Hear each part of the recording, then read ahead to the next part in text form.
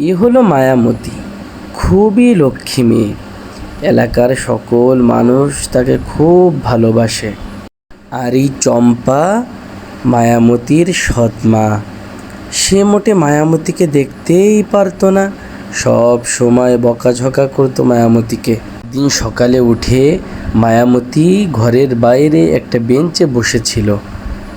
এবার মায়ামতীর সৎ মা বলল, সকালে উঠেই কেন বসে আছিস? যা যা যা, ঘরের ভেতরে যা। ঘরে কত কাজ, তা থুয়ে বাইরে এসে বসে আছে। সারাদিন কোনো কাজ করিস না, সারাদিন শুধু বসে থাকা। আমার মেয়ের খেদমত কর, এভাবে বসে থেকে কোনো লাভ হবে না। চম্পার এ কথা শুনে মায়ামতী চোখ মুছতে মুছতে বলল, সারাদিন কাজ করার পরেও একথা? আমি আর বাড়িতে থাকবোই না, আমি চলে যাব। চম্পা নদীর পাশ দিয়ে হাঁটতে হাঁটতে যাচ্ছিল। নদীর পাশে বসা ছিল এক দরবেশ। সে চম্পার এই হৃদয় বিদারক দৃশ্য দেখে চম্পাকে ডাক দিল। মা মা, তোমার কি হয়েছে?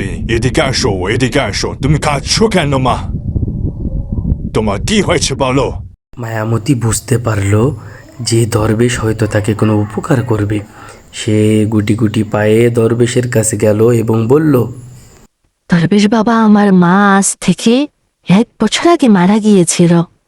আমার মা মারা যাওয়ার পর আমাদের ঘরে আসে আমাদের সৎ মা।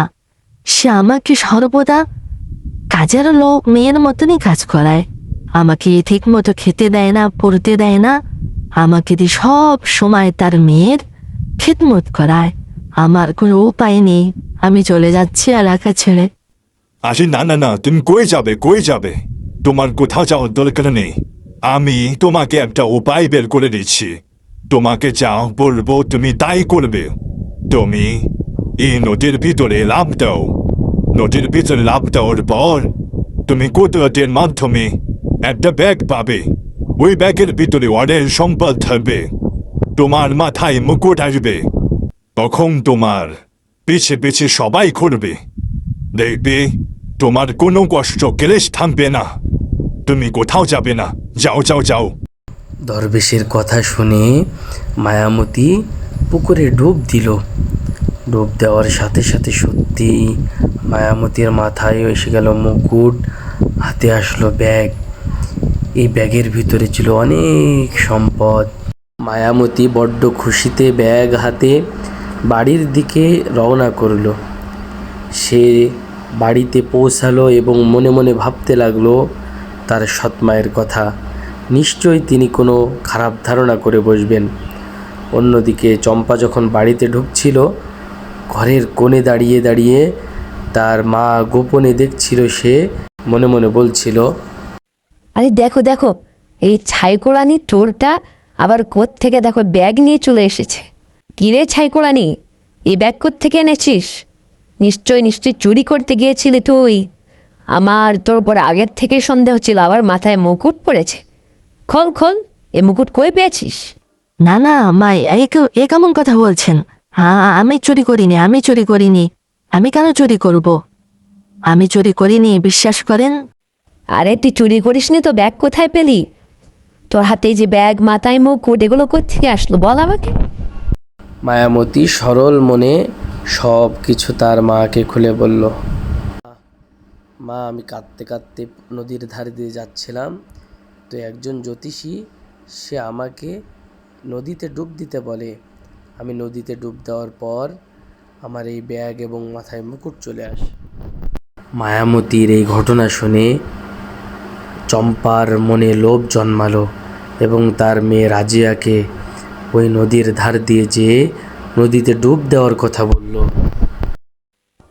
মায়ামতী সে মাথায় মুকুট নিয়ে এসেছে, হাতে ব্যাগ পেয়েছে, নদীতে ডুব দিয়ে তুইও যা, যে নদীতে ডুব দিকে। মা মা, লোভে পড়ে আমরা এটা করলে যদি আমাদের কোনো ক্ষতি হয়, তখন তো সর্বনাশ হয়ে যাবে। এটা করার দরকার নেই মা। মায়ের কুবুদ্ধি শুনে রাজিয়া নদীর পাড়ে গিয়ে নদীতে ঝাঁপ দিল এবং নদীতে সাঁতার কাটতে লাগলো। সাথে ছিল তার বান্ধবী। দুই বান্ধবী যখন সাঁতার শুরু করলো, তখন উপর থেকে আওয়াজ আসলো, আরে লোভী মেয়ে রাজিয়া, তুই কি তোর মায়ের মতো লোভী হবি?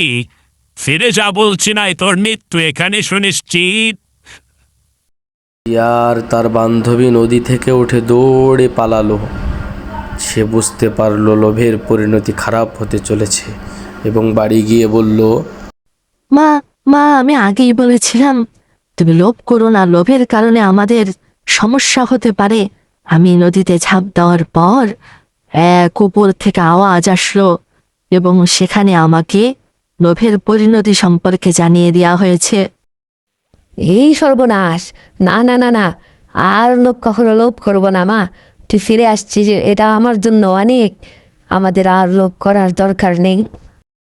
লোভের পরিণতি বুঝতে পেরে মায়ামতী, রাজিয়া এবং চম্পা একসাথে তারা বসবাস করতে লাগলো।